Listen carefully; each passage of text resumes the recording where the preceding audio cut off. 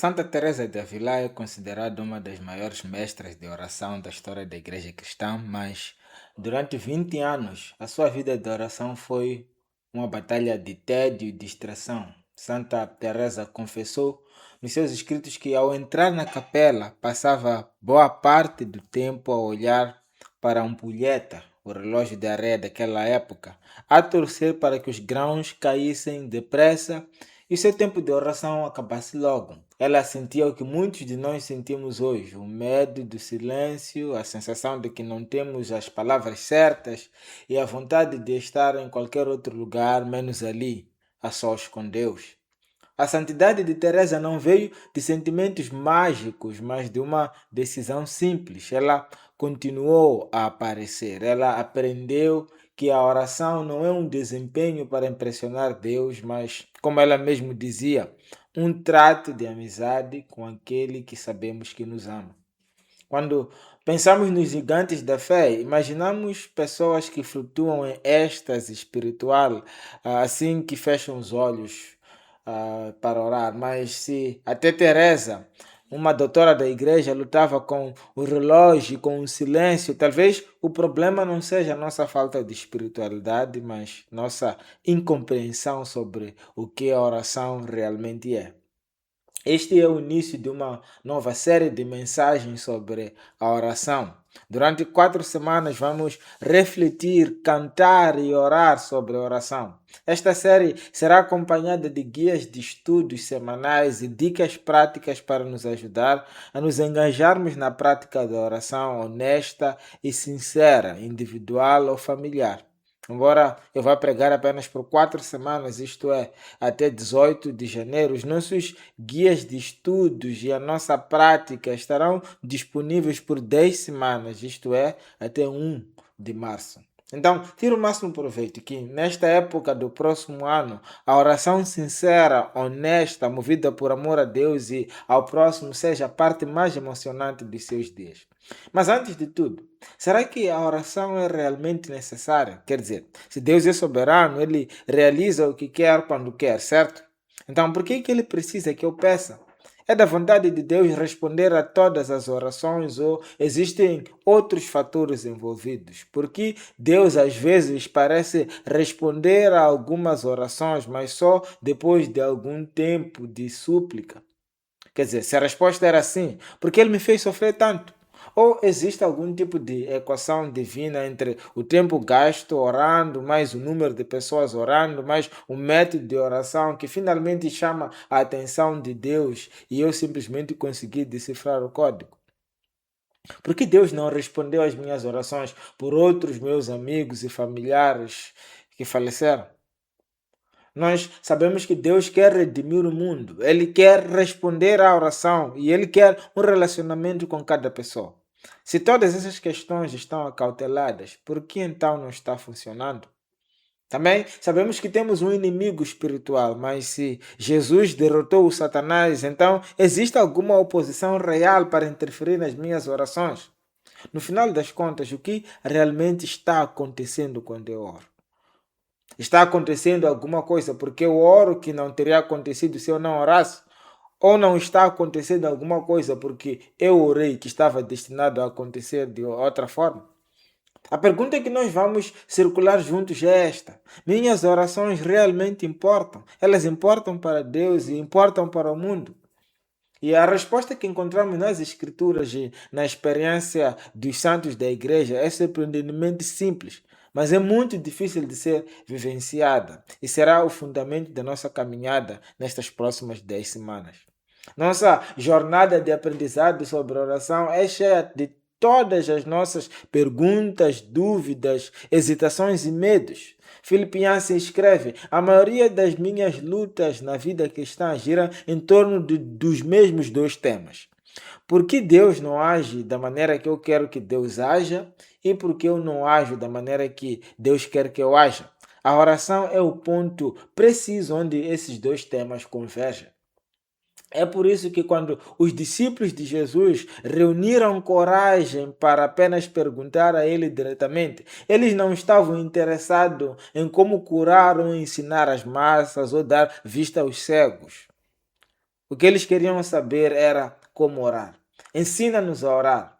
É isto que eles perguntaram e é isto que gostaríamos de saber este ano.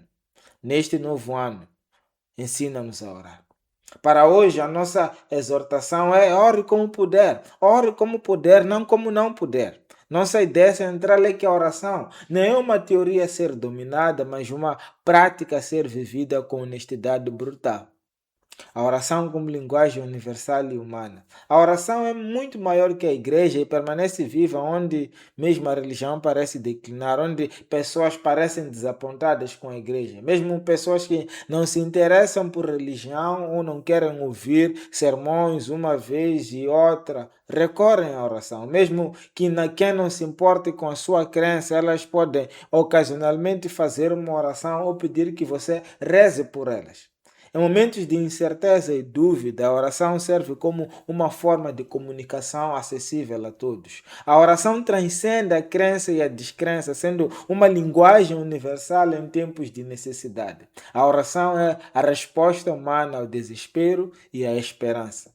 Dados estatísticos sugerem que a oração continua sendo uma atividade mais frequente do que o exercício físico ou do que o trabalho diário de muitos. Ela é o idioma que fala no espaço entre a fé e a dúvida.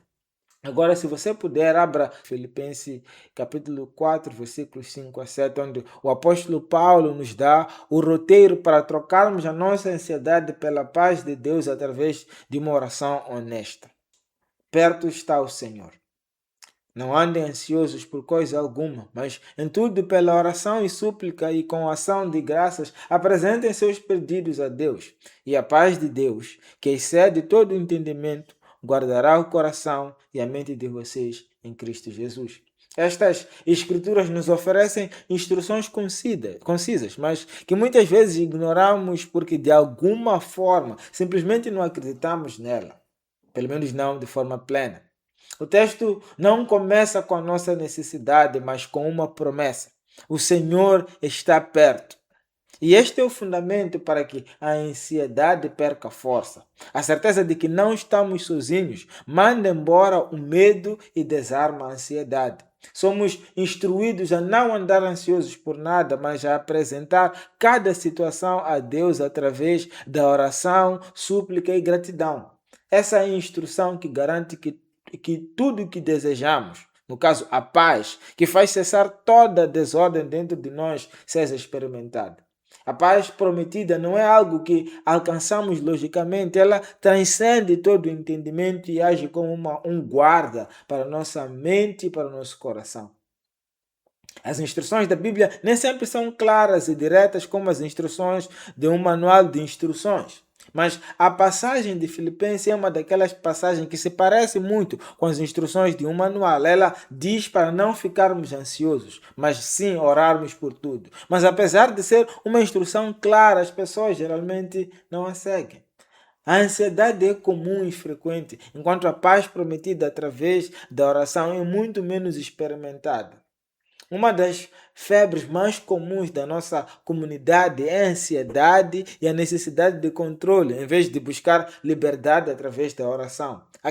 Portanto, a questão principal é: Deus oferece paz em troca de ansiedade, e o caminho para isso é a oração. Mas geralmente não oramos.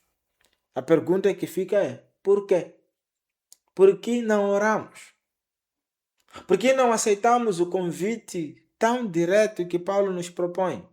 Bem, obviamente existem razões superficiais como você estar ocupado, ser sociável e estar pelo menos tentando sobreviver, pondo comida na mesa, pagando contas, etc.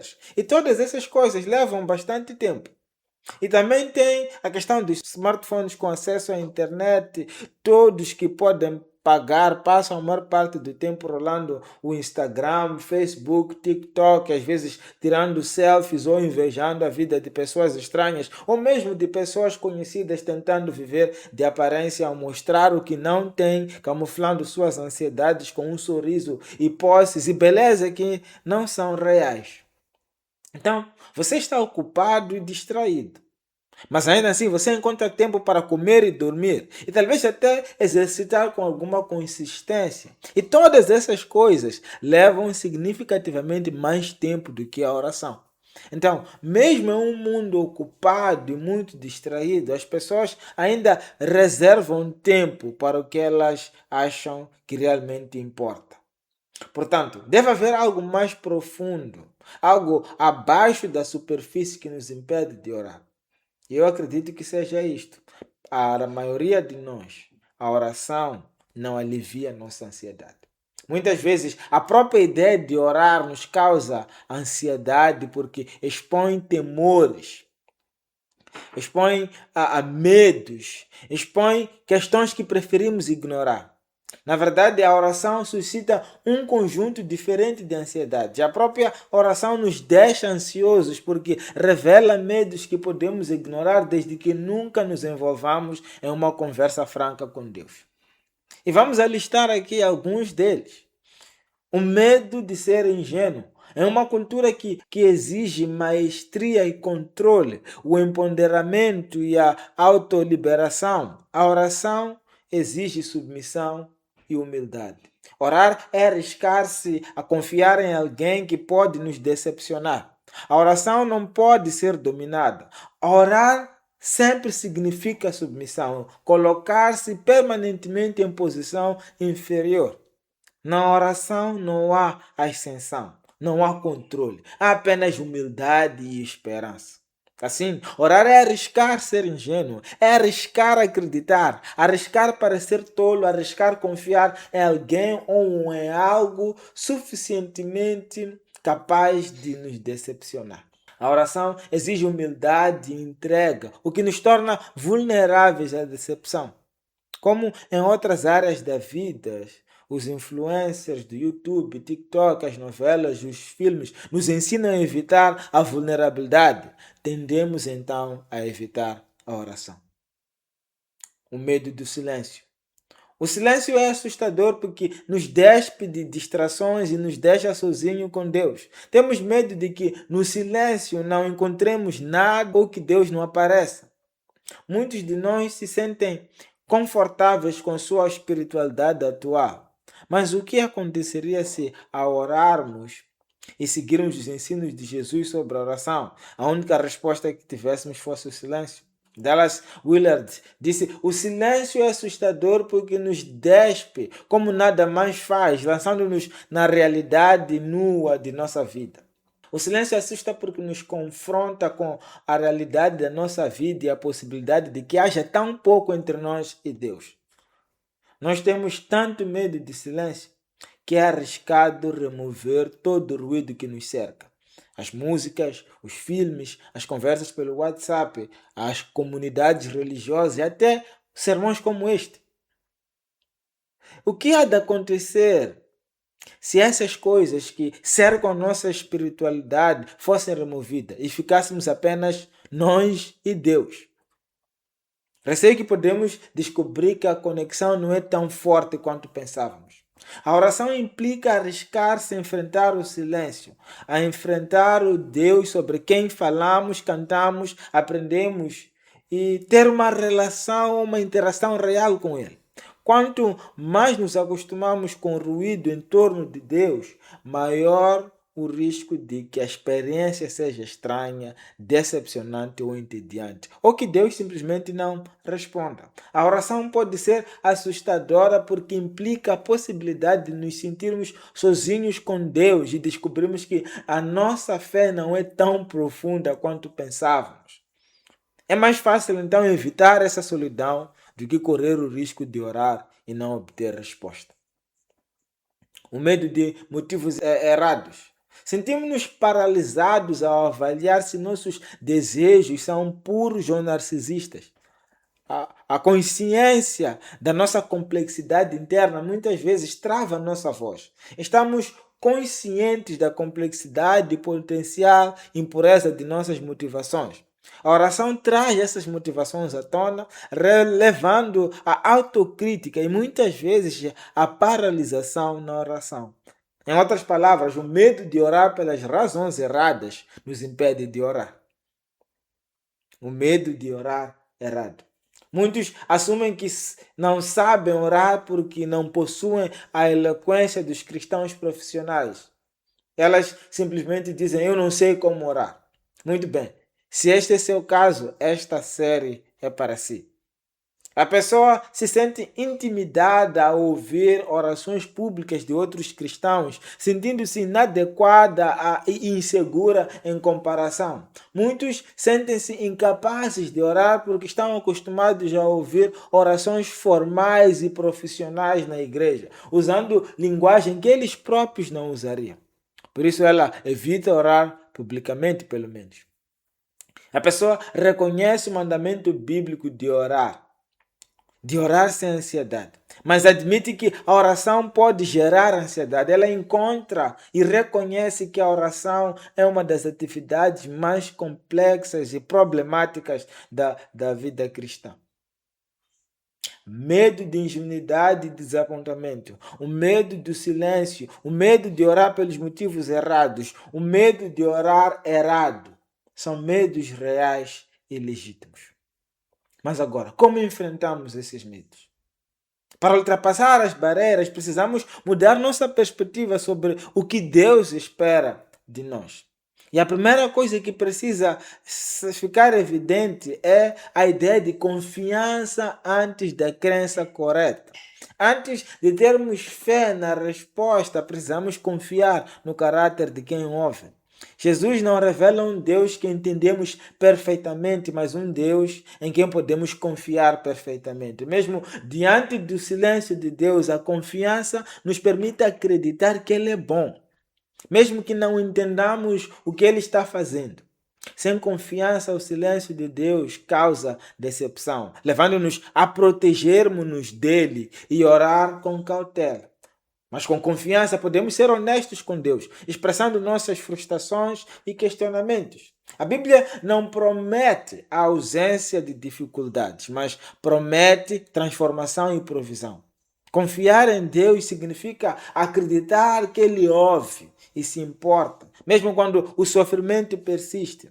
Essa confiança se baseia na imagem de um Deus que em Jesus não só nos ajuda a entender melhor, mas nos mostra um Deus que podemos confiar plenamente, que até mesmo sofre conosco. O silêncio de Deus é real, mas não é permanente. Deus aceita nossos rascunhos de oração. Deus se preocupa mais com a honestidade de nossas orações do que a perfeição de nossas motivações. A prova disso reside nos Salmos, uma coleção de orações bíblicas que incluem expressões de raiva, desespero e até mesmo desejo de vingança. Deus não está corrigindo redações, Ele está ouvindo seus filhos. No Salmo 140, versículos 9 a 10, é dito: recaia sobre a cabeça dos que me cercam a maldade que os seus lábios proferiram. Caiam brasas sobre eles e sejam lançados ao fogo, em covas das quais jamais possam sair. No Salmo 69, versículo 3, é dito: cansei-me de pedir socorro, minha garganta se abrasa, meus olhos fraquejam de tanto esperar pelo meu Deus. Davi, o rei de Israel, considerado um homem segundo o coração de Deus, é o autor desses salmos que acabamos de citar. Nem sempre ele acordava com o melhor dos humores. Ele é, ao mesmo tempo, o autor do Salmo 23, quando disse: o Senhor é meu pastor, de nada terei falta, em verdes pastagens me faz repousar, me conduz em águas tranquilas. Ele é autor dessas palavras que acabei de citar, mas é também o autor daquelas outras palavras antes citadas. E essas palavras que ele cita, especialmente no Salmo 140 e Salmo 69, são totalmente contrárias ao ensino de Jesus. O fato dessas orações terem sido incluídas nas Escrituras mostra que Deus valoriza a autenticidade e a relação genuína acima de tudo. Em vez de tentarmos apresentar orações impecáveis e polidas, devemos trazer nossos sentimentos reais e nossas lutas a Deus, confiando que Ele pode lidar com a imperfeição e trabalhar nossos corações de dentro para fora. C.S. Lewis disse: apresente a ele, se referindo a Deus, o que está em nós e não o que deveria estar em nós. Então, só erra quem tenta acertar. A única maneira de errar é tentando acertar. Quando Jesus ensinou seus discípulos a orar, bem no meio de frases cósmicas como venha o teu reino e livre-nos do mal, ele acrescenta, dá-nos hoje o nosso pão de cada dia. Que pedido simples, não é? Leve suas necessidades sentidas a Deus, as necessidades de hoje. Fale com Deus sobre elas. Se você não ora porque não sabe como orar, se você se pergunta como eu oro, a resposta é simples. Você fala com Deus sobre o que está em sua mente. E é isso. Fala com Deus da forma como você fala com um amigo. Desabafe, ria, descarregue. Você apenas fale. Você não tenta soar mais puro ou mais espiritual do que você é. A oração não é um discurso, é uma conversa. E Roberta Bondi bem disse, se você está orando, você está fazendo certo. Filipenses capítulo 4, versículo 5, como nós já citamos aqui, diz, perto está o Senhor. Não andem ansiosos por coisa alguma, mas em tudo pela oração e súplicas e com ação de graças apresentem seus pedidos a Deus. A paz de Deus, que excede todo o entendimento, guardará o coração e a mente de vocês em Cristo Jesus. Quando você ouve essa passagem, provavelmente pense consigo que isto provavelmente tenha sido escrito por alguém que nunca teve ansiedade, alguém que nunca passou pelo que provavelmente você esteja passando ou já passou em algum estágio da sua vida. Só como votos religiosos de bem-estar. E você diz, não é tão simples assim.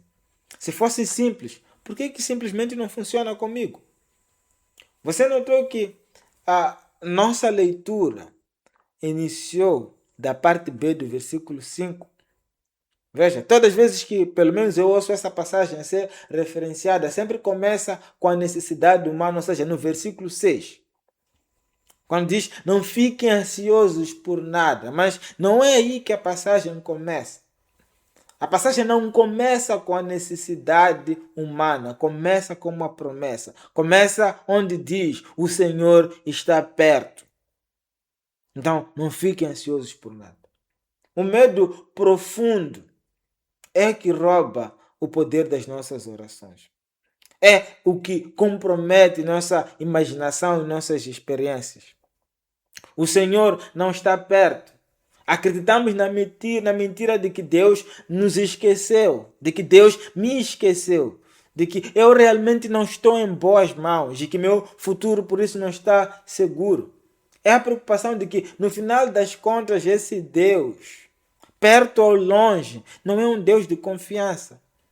Que ele seja algo menos de quem ele promete ser e que quando realmente chega a hora do vamos ver, eu me encontro sozinho. Mas a oração é a porta para a casa de Deus, nosso Pai.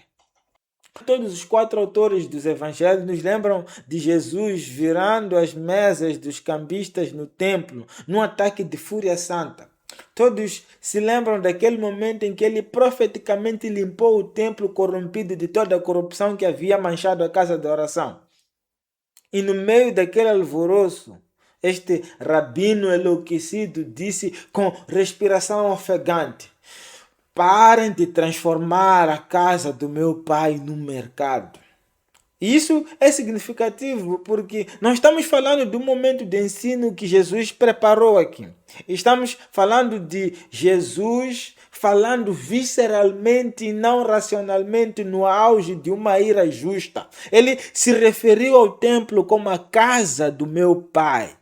Enquanto o povo de Israel olhava para o templo como um lugar de rituais rigorosos e uma santidade que gerava tensão e distância, Jesus refere-se ao templo como a casa do meu Pai.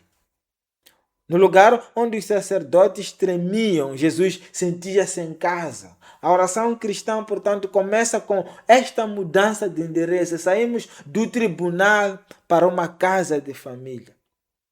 A eficácia da nossa oração dependerá muito da nossa percepção de quem Deus é. Nancy Meyer terá dito: quem alguém acredita que Deus é, revela-se mais precisamente não em qualquer crédito, mas na forma como essa pessoa fala com Deus quando ninguém mais está a ouvir. Quem é esse Deus? O Pai de Jesus, o Cristo para si. Quando em silêncio, na tranquilidade e no desespero você diz Deus, qual é a expressão que você imagina no rosto dele? Ele parece alguém ocupado, alguém que se sente incomodado, alguém irado. Pete Greig disse: a descoberta mais importante que alguém uma vez fará é o amor que o Pai tem por si. O seu poder na oração fluirá da certeza de que aquele que criou o universo gosta de si. Ele está do seu lado. Se a oração não começa no amor do Pai, ela será fruto de desespero, determinação ou dever, em vez de ser fruto de revelação, expectativa e alegria. O poder da oração, portanto, flui da certeza de que aquele que nos criou nos ama e está do nosso lado. Sem essa revelação, oramos por dever. Com ela, oramos por expectativa e alegria. A oração como experiência. A oração não é um campo de estudo acadêmico, mas um território de descoberta pessoal. Existe um abismo entre o conhecimento teórico, ou seja, o que ouvimos dizer sobre Deus, e a descoberta, aquilo que experimentamos com Ele. O conhecimento é como saber que a Lua é um corpo celeste a milhares de quilômetros. A descoberta é como o que Neil Armstrong sentiu ao colocar os pés na poeira lunar e sentir a brisa cortante. Requer presença física e experiência. Da mesma forma, podemos ler um menu de um restaurante e ouvir o empregado descrever os pratos com eloquência, mas nossa fome só será saciada quando pegarmos no garfo e na faca. Então, na vida espiritual, podemos acumular fatos bíblicos e memorizar credos, mas isso apenas seria ouvir dizer. A verdadeira oração é o lugar onde o ouvir dizer se torna encontro. Como afirmaram os grandes mestres da formação espiritual, como Richard Foster e Madre Teresa de Calcutá, a oração é a única disciplina que se aprende exclusivamente através da prática. Aprendemos a orar orando. Não há trabalhos ou atalhos teóricos para a intimidade. Então, ore como puder e não como não puder. Muitos cristãos abandonam a disciplina da oração porque tentam viver uma espiritualidade idealizada que não corresponde à sua realidade atual. O segredo para uma vida de oração sustentável está no conselho de Don John Chapman. Ore como puder, não como não puder. Se você nunca orou por 1 hora, então não tente começar por aí, pois parecerá uma eternidade. Comece com 1 minuto. Se a quietude do seu quarto faz devagar, ore enquanto caminha pela rua. Este princípio liberta-nos da falsificação espiritual. Se o seu coração está cheio de queixas, raiva ou confusão, não tente forçar palavras de adoração vazias. Deus não se impressiona com nossa performance, Ele quer a nossa verdade. Se não tem fé, então ore as suas dúvidas. Se não tem palavras, use um diário e uma caneta, como dizia C.S. Lewis. Devemos apresentar a Deus o que está em nós, não o que deveria estar em nós. O importante não é a perfeição do método, mas a honestidade do encontro e a decisão de aparecer diante dele tal como somos. E aqui está o epicentro dos nossos 2 meses e meio juntos como igreja. A oração é mais prática do que teoria. Jesus foi uma vez pedido que ensinasse a orar e ele respondeu orando. Richard Foster diz que ao orar, aprendemos a orar. Philip Yancey escreveu uma vez, aprendemos a orar e orando. Uma vez perguntaram a Madre Teresa de Calcutá na Índia, como aprendemos a orar? E ela respondeu, orando. Por isso, Antes de saíres desta sala hoje, compromete-te a orar como puderes. Passar os primeiros 10 minutos do teu dia a conversar com Deus e ver o que Ele pode fazer com isso. Ou o final do teu dia, comece a processar os acontecimentos do dia em conversa com Deus. Ou junta-te com amigos durante alguns minutos antes ou depois de nossa reunião de culto e ore para ver o que Deus pode fazer com isso. Ou simplesmente diga uma ou duas frases a Deus todos os dias enquanto caminha da porta de casa até a paragem do chapa. Simplesmente ora como puderes. Este é o convite para todos, para os novatos, para os desiludidos, os fiéis e todos os que estão no meio. Por isso, vamos levantar e responder a este convite juntos, mas para nos guiar na resposta, quero ler sobre nós uma oração. É uma oração escrita como um poema por um poeta chamado Ted Lauder. Santo Deus, há algo que eu queria dizer-te, mas houve recados por fazer, contas a pagar, preparativos a organizar, reuniões a participar, amigos para entreter, roupa para lavar, e eu esqueço-me do que queria dizer-te. E acima de tudo, esqueço-me de quem sou ou porquê. Oh Deus, não te esqueças de mim, por favor, por amor de Jesus Cristo. Eterno, há algo que eu queria dizer-te, mas a minha mente corre com preocupações e observações, com avaliações e planeamentos, com ofensas enraizadas e mágoas profundas, com sonhos furados, canalizações com fugas e relacionamentos desgastados que tento remendar. E a minha atenção está preocupada com a solidão, com a dúvida, com as coisas que cobiço. Esqueço-me do que queria dizer-te, de como dizê-lo com honestidade ou de como fazer quase tudo. Oh Deus, não te esqueças de mim, por favor, por amor de Jesus Cristo. Todo-Poderoso, há algo que eu queria pedir-te, mas tropeço na borda de uma raiva sem nome, assombrado por 100 medos flutuantes de guerra, de perder meu trabalho, de falhar, de ficar doente e velho, de ter entes queridos a morrer, de morrer. Esqueço-me de qual é a verdadeira pergunta que eu queria fazer. Esqueço-me de ouvir, porque tu pareces tão irreal e distante. Esqueço-me do que é que me esqueci. Oh Deus, não te esqueças de mim, por favor, por amor de Jesus Cristo. Oh Pai no céu, talvez já tenhas ouvido o que eu queria te dizer. O que eu queria pedir, do meu jeito atrapalhado, é: não desistas de mim. Não fiques triste demais por minha causa, mas ri comigo e tenta de novo comigo. E eu também tentarei contigo. Oh Pai no céu, talvez já tenhas ouvido o que eu queria te dizer. O que eu queria pedir é: perdoa-me, cura-me, aumenta a minha coragem, por favor. Renova em mim um pouco de amor e fé, um sentido de confiança e uma visão do que significa viver como se tu fosses real e eu importasse, e todos fossem irmãos e irmãs.